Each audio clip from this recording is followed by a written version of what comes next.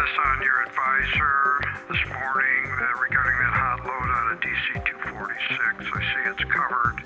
As you know, this is a reoccurring problem, and they're looking for some resolution here. So just thought you want to know. So we were able to find another backup carrier within budget. That's great news. We were able to call their customer and let them know that the driver will be about an hour late, and they were able to accommodate that appointment.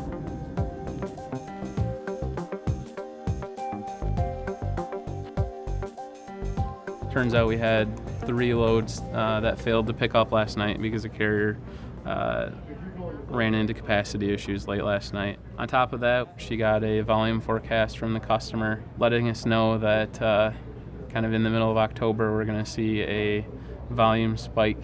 Today what we're going to be working on is trying to figure out how to secure the capacity that we need to handle that spike. On my team we have 10 logistics coordinators, which are responsible for managing freight all around the country. Each coordinator has different responsibilities for different geographic regions. They are responsible for building and tendering loads, making sure they get accepted by carriers, making sure that they pick up and deliver on time.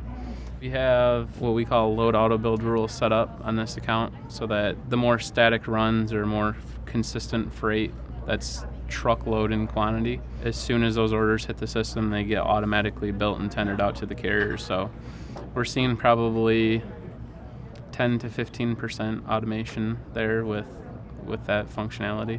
And then we also have vector optimization jobs that run and are looking for consolidation opportunities, and we'll auto-tender that stuff out as well. We have a unique opportunity because when I talked to Mike this morning, he said the problematic lane that they're having is going to San Juan from Michigan. And coincidentally, our customer is moving loads from Michigan to San Juan. So now we have an opportunity for green lanes and continuous moves. Okay. Do you think the two customers are willing to work together on something like this? Oh, absolutely. Yeah? Yeah. Okay. It sounds like a really reasonable solution then. Yeah. Here's what we'll do. We'll get Andy, you got a quick second? Sure. Hey, wondering if you can pull some data for us. They'll give you the information as far as the volumes and the timing and the time frame that is, origin, destination type of stuff. If you can pull some data from the network and then give us, what that looks like. Sure. Okay. Sounds good. Perfect. Perfect. Thanks, guys. Thank you. From a strategic standpoint, everyone is focused on what is the numbers telling us to do. We're all making metric-based decisions. We've got a number of groups supporting us within managed services to really understand, where's the opportunity in that data. That includes the procurement services group. They're identifying, trends from a rating standpoint, from a capacity availability relative to supply and demand.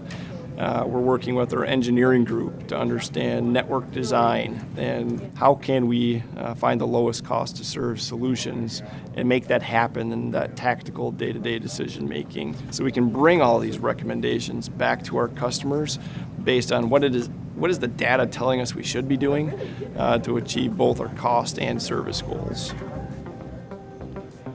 So I've put together a couple of reports you can see up here that just shows the green lanes. And then I'm also going to set up the supply chain monitor just so that we can track and make sure that these loads are both picking up and delivering on time. And also set up some automated tender activity reports just to confirm that the right carriers are accepting the loads. Okay, yeah. Do you know about how many extra loads per week you're expecting? We're looking at about 25 extra loads per week. Okay, yeah, sounds good. I'll make sure to reach out to our carriers today and we can set up a conference call and get the ball rolling. Perfect.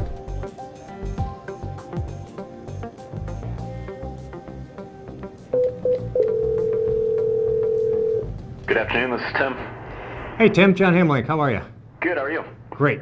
You got a second? I do. Perfect. Both Mike and Bryant, and you don't really know Bryant real well, but he's with another customer. He's got a lane for his customer that comes right back to Michigan.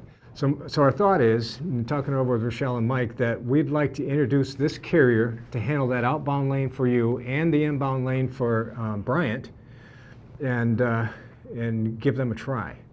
Are you open to something like that potentially? Yeah, no, that's been a difficult lane in the past, so I'm definitely intrigued. From an overall rate standpoint, what type of impact is it going to have?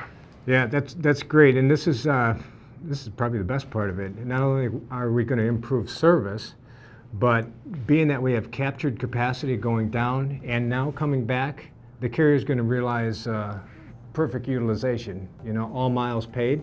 So we're actually able to reduce the rate just a bit, and you'll get that realization of a rate reduction. No, I think that sounds good. I think we should try it out. This is a great starting point. I appreciate the effort, and thanks, and I look forward to discussing it more.